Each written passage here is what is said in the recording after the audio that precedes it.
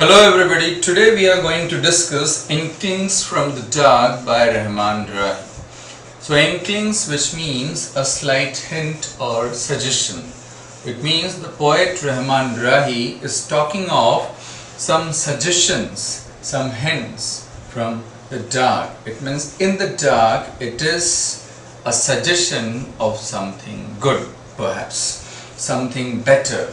So that's the idea here in the poem. The central idea is of course that in the darkness there lies the seeds of light, there lies the seeds of future.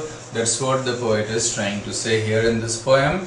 Rahman Rahi, a Kashmiri poet, a professor of Kashmiri as well, and who has been the professor emeritus in the University of Kashmir for Kashmiri language, and he has written his poems and verses in Kashmiri language, and he has been quite famous poet.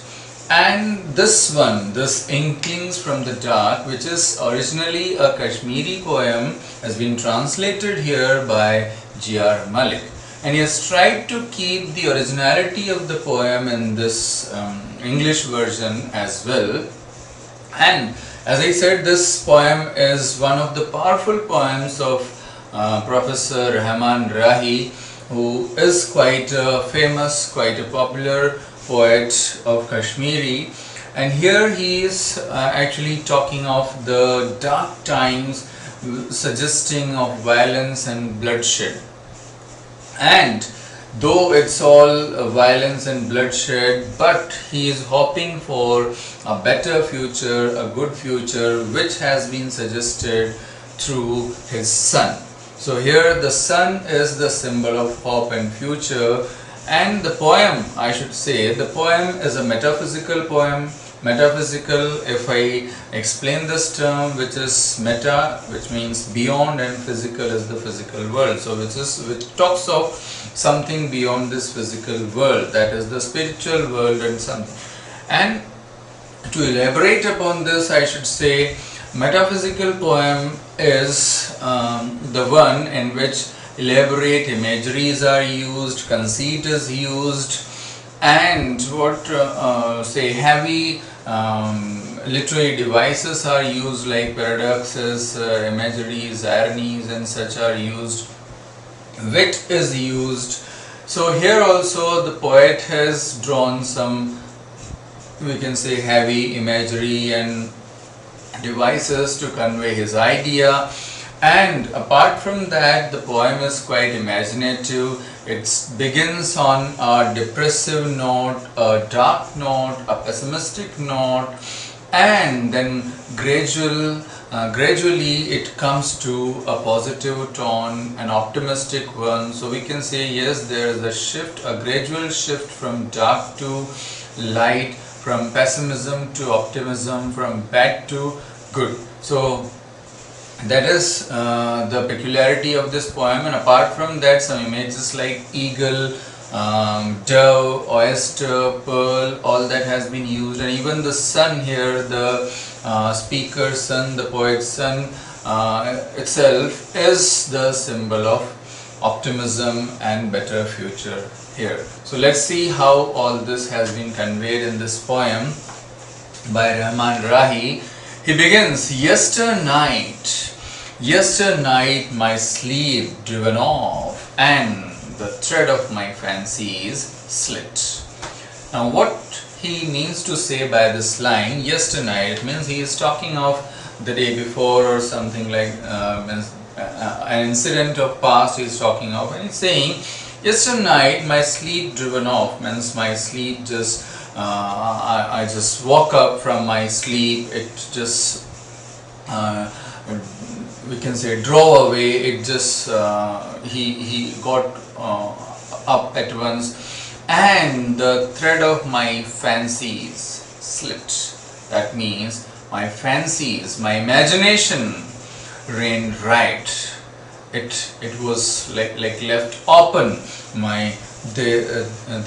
I seem to be having lots of imaginations, creative things. So of course the poet has used his creative impulses here to bring out the idea that he had in his mind, and that's what he is trying to suggest right in the beginning, that the last night my sleep went off, that is, I just got up, I woke up from my sleep, it just went away, and the thread of my fancies, that means my imagination, was left open, the thread was slit, that is, my fancies, my imagination ran right.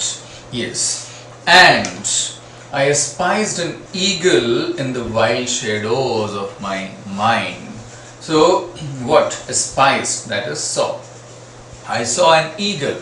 Now, eagle here is a symbol of domination, eagle is a symbol of power, eagle is a bird which flies high in the sky and prey on the other birds and small animals, small creatures and insects. So here, eagle is a symbol of power, dominance, cruelty, oppression. So in that way it has been used. So I saw an eagle.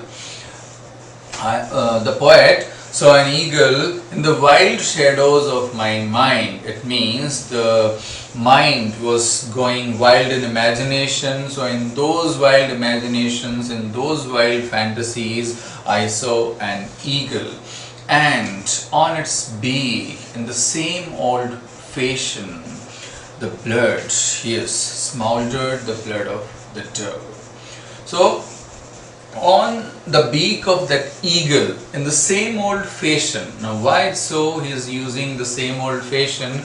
Just as it had always been the case that the powerful people, those people who are powerful, who are rich, they use their powers and authority to oppress and to suppress the people, to torture the poor and weak section. So that's how the power is used. It is actually misused, I should say. So on its beak, on that eagle's beak, the eagle that the poet saw in his dreams, so on the beak smoldered, that is burned, seething, was like shining, the blood of a dove. And dove here is the symbol of innocence, innocent people, weak people. So in that way dove has been used here, that how these powerful people suppress the poor and weak section of the society, how they almost kill them, they like just sucking the blood of these people. This is how we see. So in the same old fashion, that's why, as has been the tradition, right from the early times, we can see in the history we find such cases, like we people were oppressed by the British, we people were oppressed by the Mughals and such. So the poor and weak section has always been oppressed. So here the poet is talking of such people, eagle showing dominance and doves showing and representing the weak section of the society. So whose feathers were shed by hilltop into the atmosphere. So the poet saw what? The feathers of the dove being shed, like being scattered in the atmosphere. From the eagle might have taken the dove, we can say, up to the hilltop, and from there, from that point, the feathers were being shed into the atmosphere. It means the dove was killed by the eagle, was tortured by the eagle, all its feathers just scattered into the atmosphere. So this is how the weak people are always oppressed and tormented by the powerful people in the society. They beat them, they malhandle them, they maltreat them, they harass them and do everything they can with these poor people. Just how the eagle does with the dove, sucks the blood. So same way these powerful people suck the blood of the poor people in the society. Turning my head on the pillow, I sighted a deep dark chasm. So the poet says, now he is unable to sleep. Sleep is like keeping away from the poet. So it's just turning and twisting on the bed. So turning my head on the pillow, I sighted a deep dark chasm. Chasm is gap, abyss. So of course there is a big gap, there is a big divide between the rich and the poor. The rich have all the powers, the rich have all the money, and the poor are powerless, weak, and always suppressed and oppressed by these people. So I saw that deep dark chasm, that abyss, the gap, the divide between the rich and poor, which is very difficult to be bridged, which was very difficult to be like bridged and to be leveled. It was really very difficult. He felt so. He saw that winter, and then what? And rose and leaned my back against the wall with the cool of winter in the marrow of my breast. So then, seeing all this, he couldn't sleep. He was like moved. He was restless. He got up. I rose, he says. Rose and leaned against the wall. So what he did, he just leaned and reclined against the wall, just reposed and rested against the wall, and there he felt what? The cool of the winter in his breast, in the marrow. So marrow here is the center of one's being, we can say here, his conscience here. So what? And rose and leaned my back against the wall with the cool of the winter in the marrow of my breast. So he felt that coldness, that means indifference of the atmosphere. So here literally it is simply when he reclined against the wall, he felt the chilliness, the coldness in the marrow of his being, in the marrow of his breast. But on the other hand, if we talk of the implied sense of this sentence, it means what? That he felt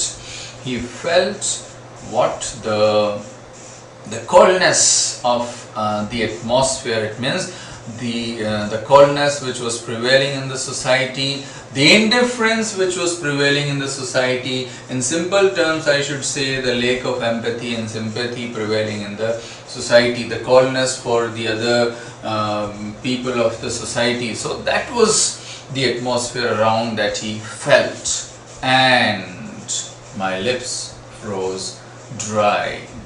My lips froze dry as whisperings reached me from outside the window. So his lips were frozen, his lips were dead and dry when he felt, when he heard the whisperings, the mumblings, those sounds coming out from the window. There were people outside, and this actually is suggesting that the atmosphere was full of violence and terror and horror, and the poet was afraid when he heard people approaching his house, when he heard those mumblings and whisperings from outside. So yes, there were all around, there was that atmosphere, that any sound, instead of creating cheer in the atmosphere, making people happy, like when we see some human sounds and all, okay, somebody is there, we feel secure and safe. But here it is something different. The poet felt very scared, and the snowflakes were sailing into the shelter of the crevices, as if even the snowflakes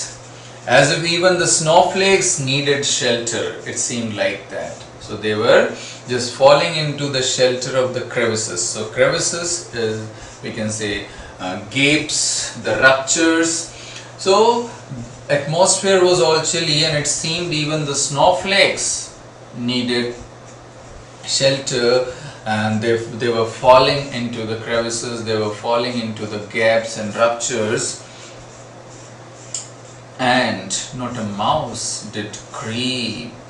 Not a mouse did creep from under the box to the store cabinet. So none was seen there, not even a mouse. The mouse, which is generally the rats, which are generally seen just scuttling around in the house, moving from here to there. So atmosphere was so chilly and so cold and so scary that even the mouse, even the rats were hiding there, and they were not seen creeping or moving about here and there. In place of my upper garment. So now the poet is saying, in place of my upper garment, a cat hung by the hanger. So now there was a cat sitting on the hanger. So in place of the upper garment was not there, in place of that, a cat was hanging or sitting on a hanger and perhaps watching everything. So here again we can say cat is symbolic of something powerful and cruel and dominant, and rat is symbolic of the weaker section of the society. So it means we have two different symbols here. We can say eagle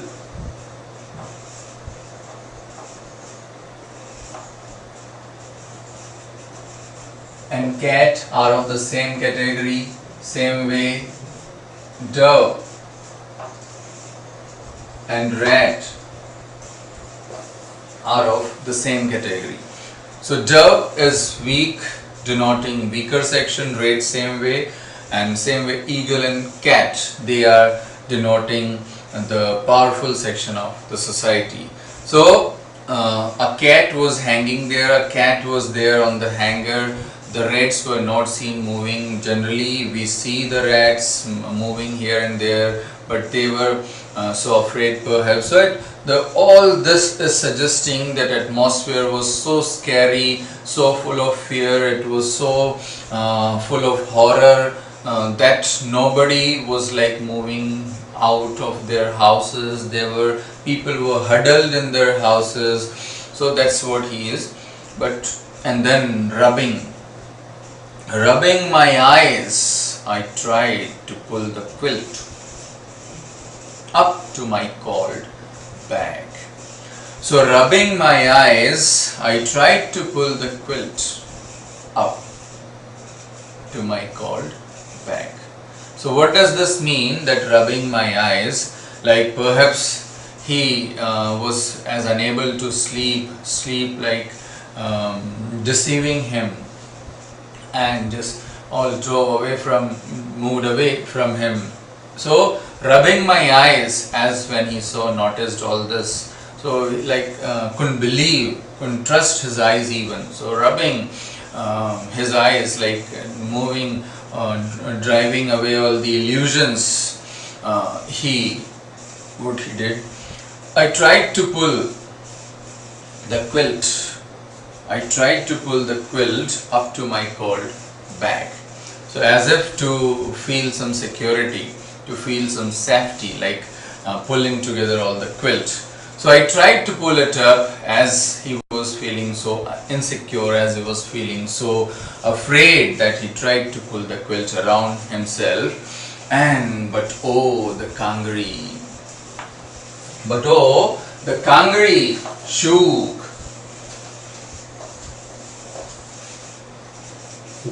So this kangri here is a clay pot.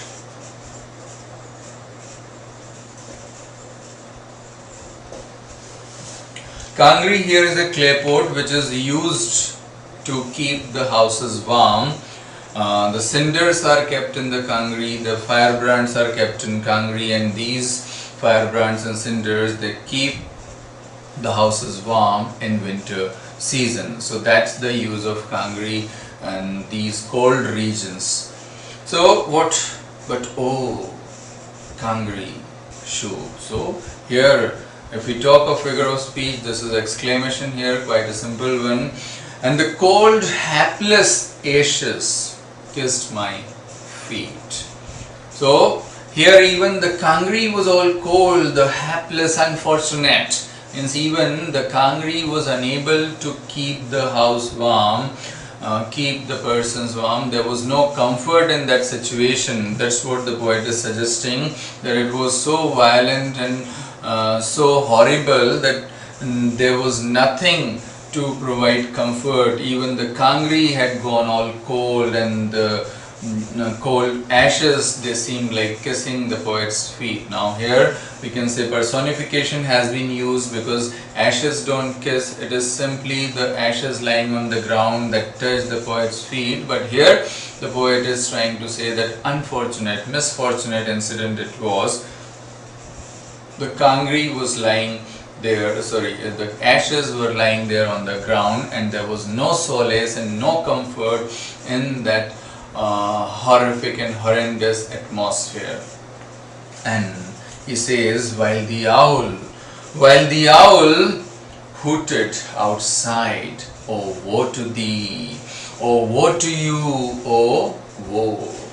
So it means even the creatures like owl, the hooting of owl, suggesting that yes, now some sorrow is to befall the people there, some sorrow is forthcoming. So one has to, the future is, the situation is not going to be good, it's going to be bad, or it's going to be worse. Oh woe to you, oh woe. That is, so the singing, the sounds, the mutterings and the utterings of the birds were also suggestive of the atmosphere full of violence and bloodshed, that what is going all around. No creatures even were affected by all that, owl hooting in that manner, suggesting that yes, sorrow is to befall, the rat not creeping and moving. So it's all that the whole atmosphere is suggesting that how it was full of bloodshed and violence and horror and terror. So now the poet says, fain would I have raised a cry of lament, had my heart stood by me.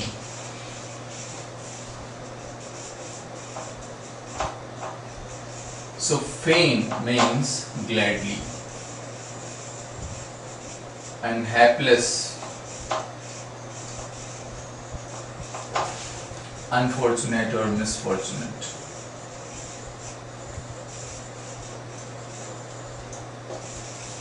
So poet is saying, I would have gladly cried, gave a cry of lament.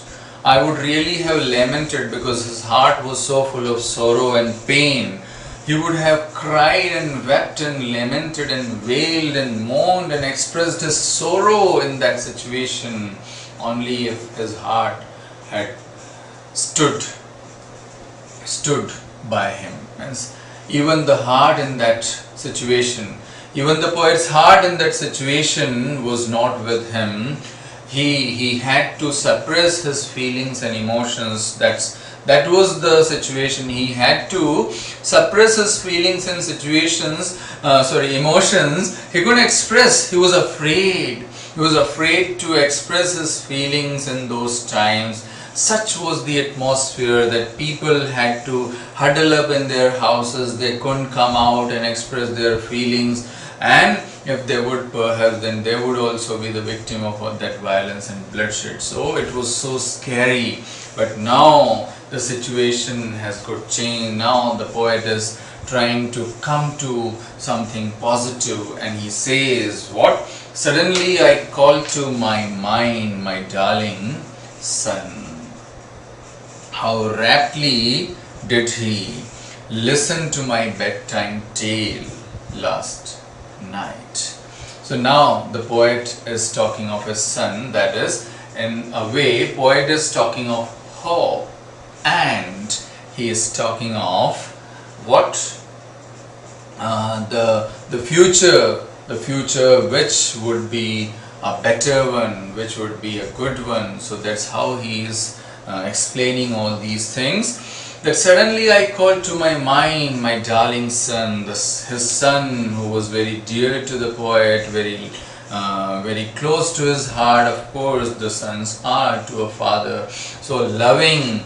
So how raptly he is recalling and thinking of the moment when he narrated a story to his son, and he's saying that how raptly, means he was so immersed when he was telling a story to his son, he was so rapt and he was so engrossed in that when he narrated the story to his son last night. And then what? When I told him of the agony of the oyster in her travails. It means he's saying that when he narrated the story of an oyster, that how an oyster has to undergo struggles, that it's not easy for an oyster, it has to undergo pain and suffering and troubles. So the task and the life is really very tough for an oyster. So when he narrated that story of an oyster, the struggles and pains that an oyster undergoes, the son was really engrossed in that. With close attention, he was listening to all the detail that his father was offering to him, the story that he was narrating to him. He was listening to that very attentively, but he only heard part of the tale when sleep overtook him.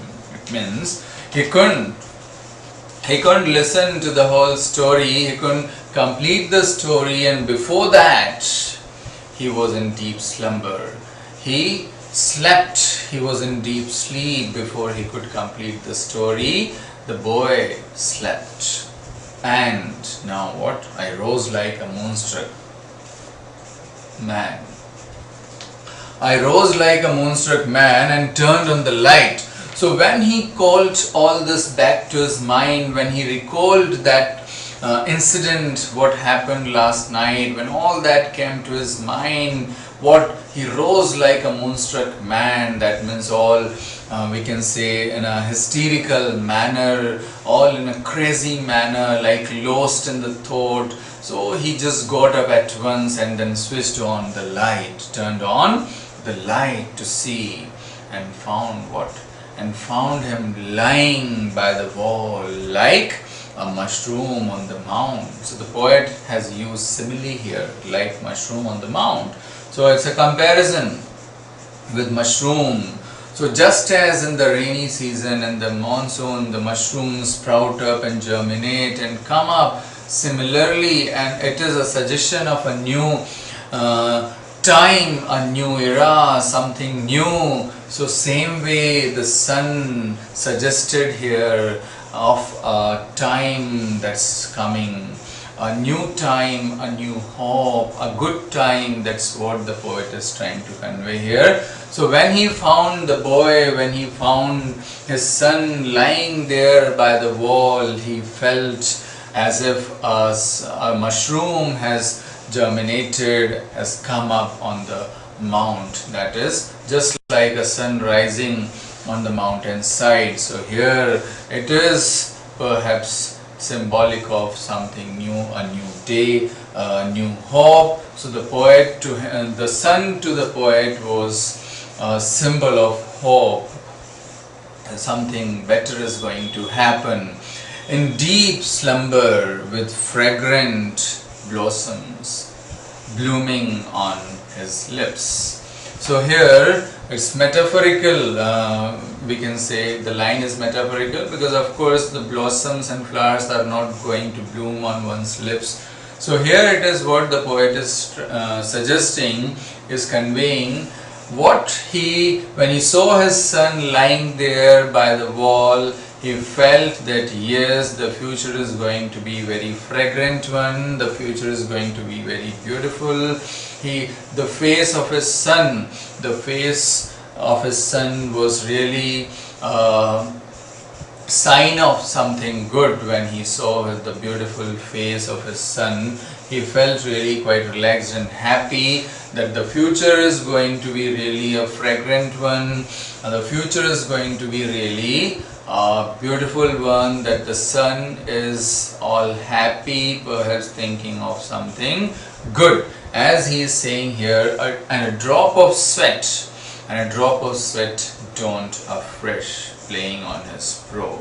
So when he was watching his son lying there, he found what he found a drop of sweat on the forehead of his son. Yes, a drop of sweat, a drop of perspiration on the forehead of his son. That at once came up. He noticed that drop of sweat, and what perchance he was dreaming the rest of the tale. And the poet felt, perhaps he narrated half of the tale, but now in the dream, perhaps my son is dreaming of the rest of the tale.